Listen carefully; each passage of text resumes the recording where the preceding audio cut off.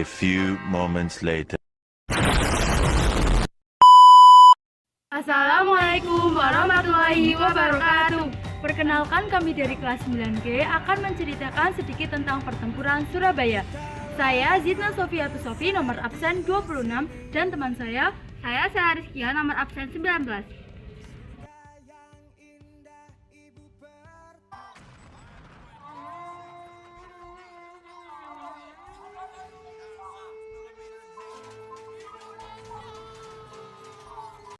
Tepat dengan 10 November 1945, pada tanggal 10 November 1945 terjadi pertempuran yang paling besar di Surabaya. Pertempuran ini dinamakan Pertempuran Surabaya. Pertempuran Surabaya berlangsung sejak tanggal 27 Oktober hingga tanggal 20 November tahun 1945. Begitu indahnya alamku. Pertempuran Surabaya diawali dengan kedatangan Brigade 49 Divisi India ke 23 Tentara Sekutu di bawah komando Brigadir Jenderal AWS Malabi pada tanggal 25 Oktober tahun 1945 di Surabaya.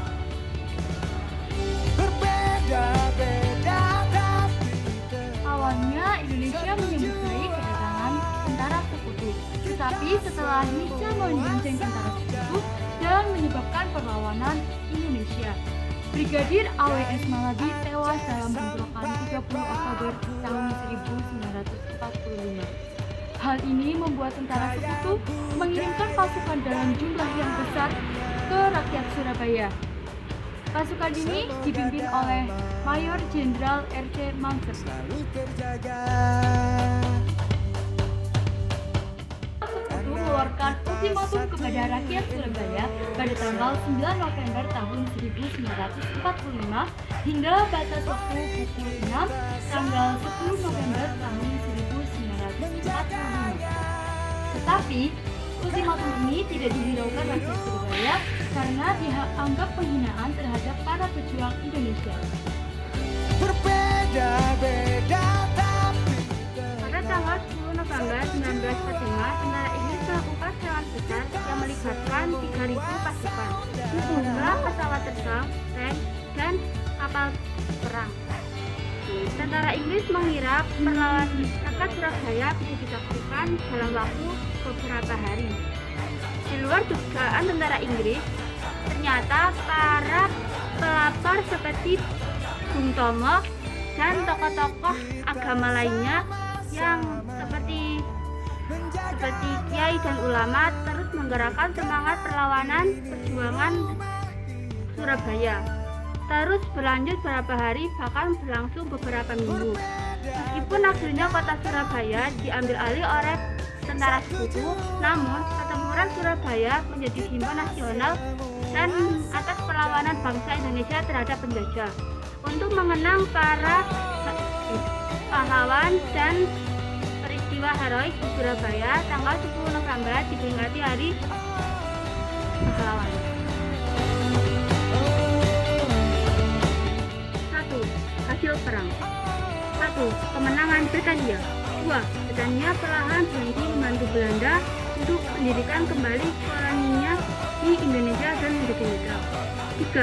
Britania kemudian mendukung perjuangan kemerdekaan Indonesia. 2. Perubahan wilayah.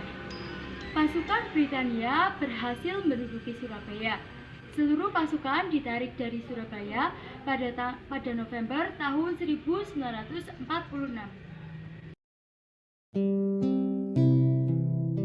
Para pahlawan pertempuran Surabaya. 1. Bung Tomo. Bung Tomo bernama asli Sutomo. Ia lahir di Surabaya pada tanggal 3 Oktober tahun 1920 dan meninggal pada tanggal 7 Oktober pada tahun 1981 dimakamkan di Ngagel, Surabaya. Selain Bung Tomo, banyak juga para tokoh pahlawan yang ikut dalam pertempuran Surabaya, yaitu 2. Muhammad Mangundiprojo. Muhammad Mangundiprojo lahir pada tanggal 5 Januari tahun 1905 di Sragen dan meninggal pada tanggal 13 Desember tahun 1988 di Bandar Lampung. 3. Maijen Sungkono. Maijen Sungkono lahir pada tanggal 11 Januari tahun 1911, lahir di Purbalingga Kidul, Kabupaten Purbalingga, dan meninggal pada tanggal 12 September tahun 1977 di Jakarta. Maijen Mustopo. Maijen Mustopo lahir pada tanggal 13 Juli tahun 1913 di Ngadiluih, Kediri, dan wafat pada tanggal 29 September tahun 1986 di Bandung. 5. Kiai Haji Hasyim Asy'ari.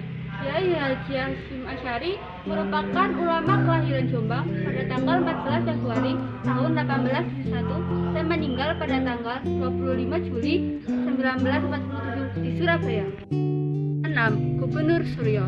Aryo Siorjo atau dikenal dengan Gubernur Suryo lahir pada tanggal 9 Juli tahun 1898 dan meninggal pada tanggal 10 November 1948 di Gedung Galat. 7. Abdul Wahab Saleh. Abdul Wahab Saleh lahir pada tanggal 23 April 1923 di Surabaya dan meninggal pada tanggal 28 April 1982 di Surabaya. Kita dapat mengambil pelajaran dari pertempuran Surabaya. Apapun tantangan yang dihadapi para pahlawan dalam memperjuangkan bangsa, tidak dapat menyurutkan semangat para pahlawan. Para pahlawan memiliki jiwa nasionalisme yang tinggi, semangat, rela berkorban untuk bangsa.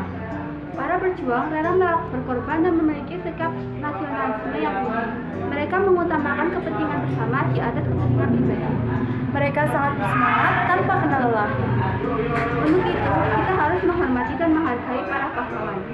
Kita juga harus memiliki sikap-sikap yang sama seperti pahlawan, seperti rela berkorban, memiliki nasionalisme yang tinggi, pantang menyerah, dan selalu mempersatukan bangsa. Sekian dari kami, mohon maaf apabila banyak kekurangan dan kesalahan, karena manusia pasti memiliki banyak kekurangan. Semoga bermanfaat. Wassalamualaikum warahmatullahi wabarakatuh.